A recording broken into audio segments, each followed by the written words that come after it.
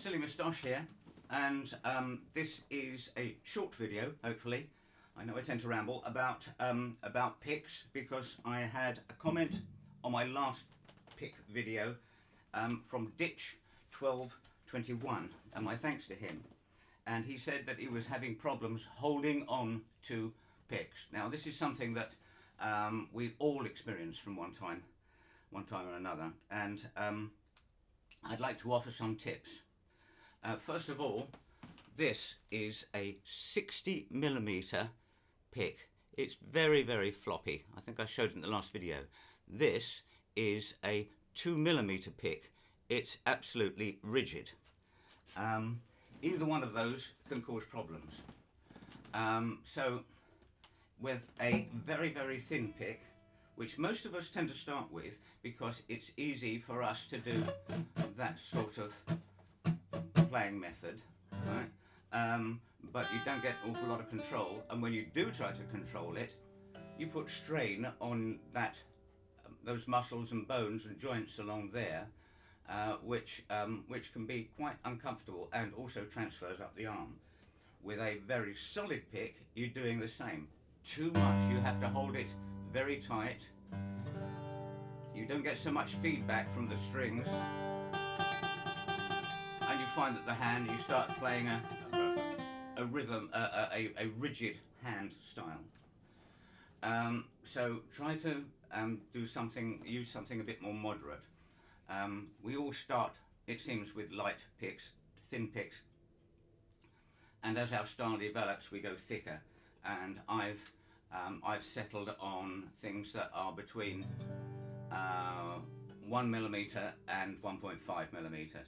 And the heavier the string, the heavier the pick. These medium strings, so this is a TAD 50, which is 1.25. Jazz players tend to use thicker picks. I'm not quite sure why, but of course it depends on your style and depends on the individual. Don't use a pick which is too small. Tiny weeny things like this, which are often called jazz picks, defeat me. I don't know why, and unless it's for electrics or something like that, and they don't need to put any power into the string. Don't use too large. I find the optimum is the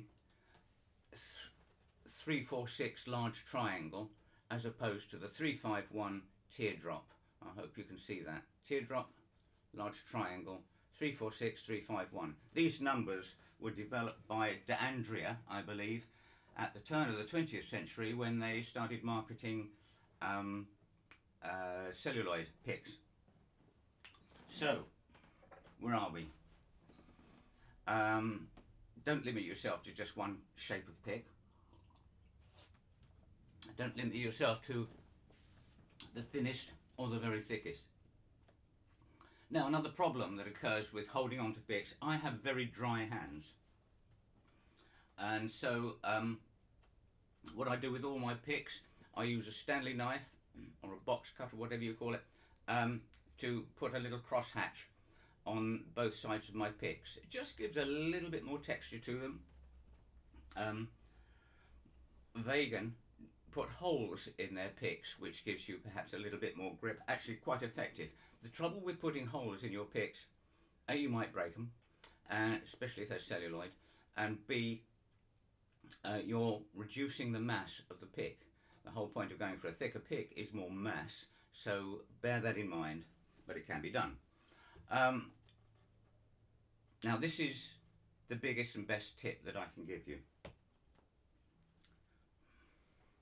Have you ever played in a jam or thing for a long period and found that your hand is actually getting tired? Because you're a bit frightened maybe of losing your pick?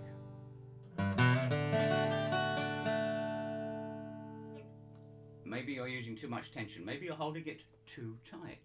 Now that sounds counterintuitive, I know. But if you're using it too tight, you may be squeezing it out from between your fingers, right? Oh, one other tip that I would just add in, a little lick doesn't do any harm sometimes, but consider your personal hygiene issues there.